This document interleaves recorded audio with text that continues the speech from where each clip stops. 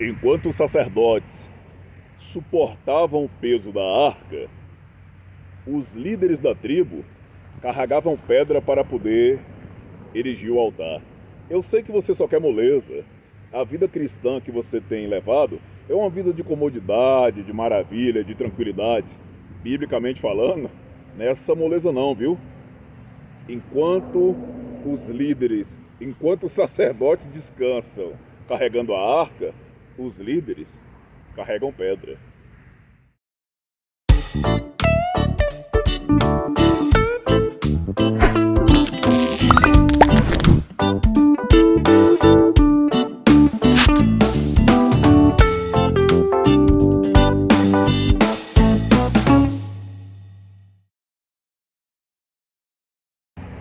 Olá, graça e paz, muito boa madrugada, bom dia para você. Olá. Apesar de eu não estar gozando dessa madrugada no ao vivo, mas você vai ver minhas teclas aí no chat. Estamos gravando porque na madrugada vou estar com outras ocupações, amém? Que Deus abençoe, honre, proteja e prospere cada vez mais para a honra e para a glória de Cristo Jesus. Preste bem atenção, se você tem acompanhado a nossa jornada, Dias de Elias, nessa madrugada às 3 horas da manhã, você vai ver que eu falei sobre altares de pedra e a proibição de não ter árvores do lado. Hein? Bem provocativo, né? Mas apenas um recurso da natureza, nada de um altar a Baal. Hoje nós vamos falar sobre restaurar o altar. Restauração do altar. Abra sua Bíblia aí rapidinho em Êxodo, capítulo 17. Eu preciso ser bem rápido. E eu estou fazendo isso agora porque talvez o tempo mais tarde não dê. E talvez onde eu esteja não tenha iluminação perfeita para tal. Então vamos para Êxodo, capítulo de número 17.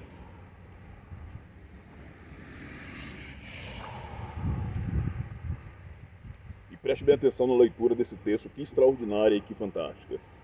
Depois toda a congregação dos filhos de Israel partiu do deserto de Sim pela sua jornada, segundo o mandamento do Senhor, e acampou em Refidim. E não havia ali água para o povo beber.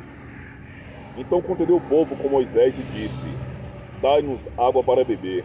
E Moisés lhe disse: Por que contendeis comigo? Por que tentais o Senhor? Tendo, pois, ali o povo sede de água, o povo murmurou contra Moisés e disse: Por que nos fizeste subir do Egito para nos maltratar de sede a nós e aos nossos filhos e ao nosso gado? Sempre que o povo padecer necessidade, sempre, a liderança estabelecida sobre a vida desses vão sofrer com esse contexto da murmuração. Eu gosto de falar que algumas pessoas me acham um pastor até relevante, até o momento que eu toco na ferida pelas escrituras, até o momento que eu chamo à existência questões de comportamento, pecados e por aí vai, ou até o período que a necessidade chega. Nós não conseguimos lidar bem nem com a dificuldade e nem tampouco com o período de bastança. Quando a bênção do Senhor nos alcança, nós entendemos que essa bênção precisa estar somente para conosco.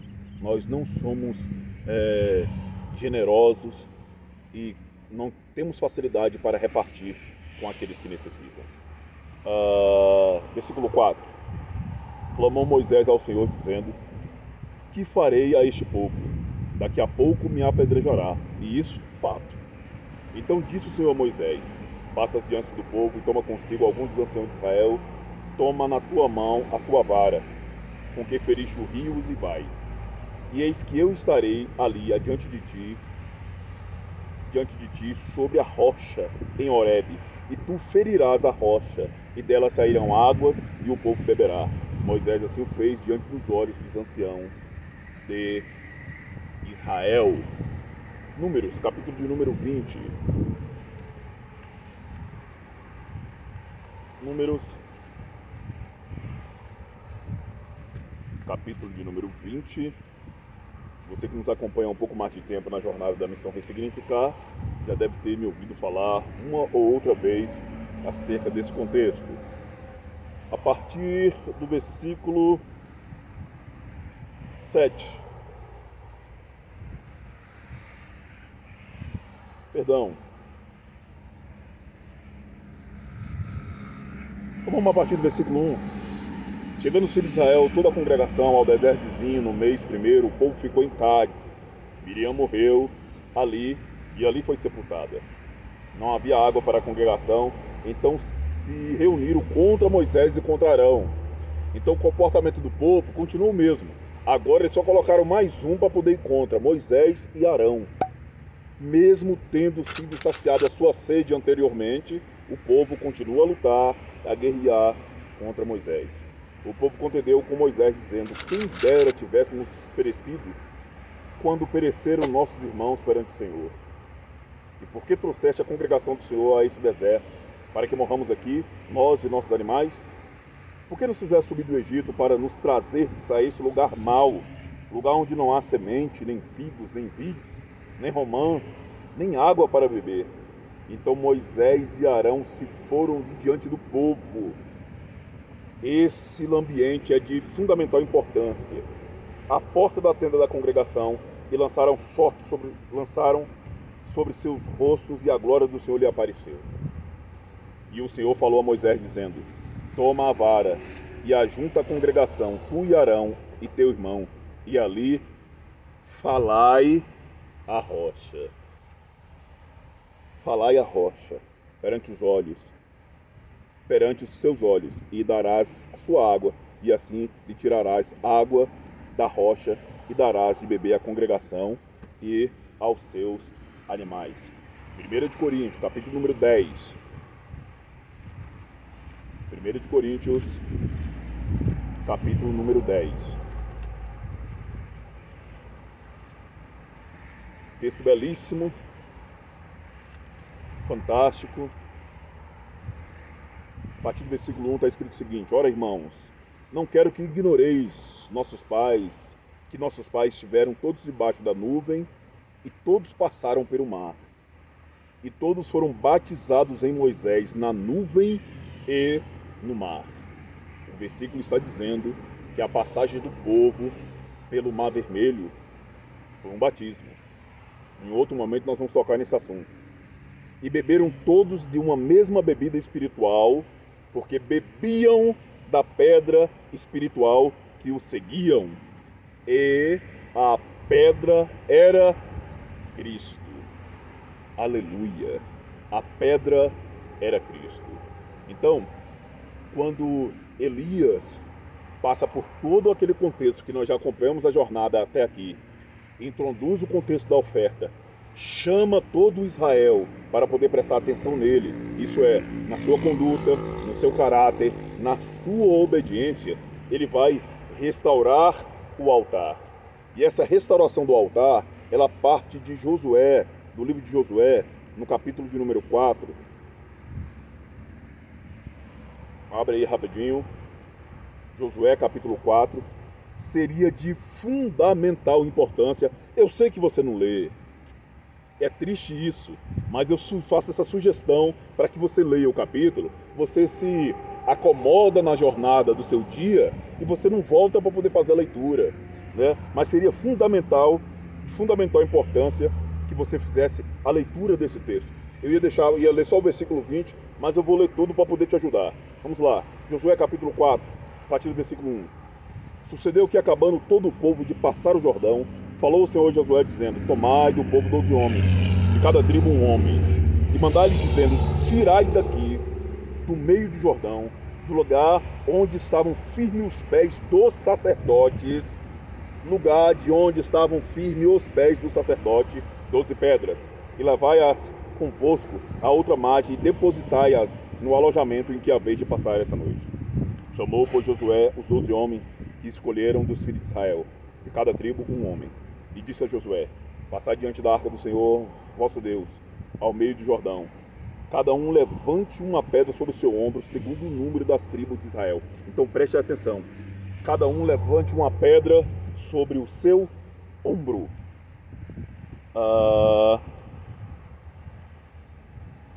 Para que isso seja por sinal entre vós, e quando vossos filhos no futuro perguntarem dizendo: que significam essas pedras? Então lhes direis que as águas do Jordão se separaram diante da arca da aliança do Senhor. Passando ele e o Jordão, separaram-se as águas do Jordão.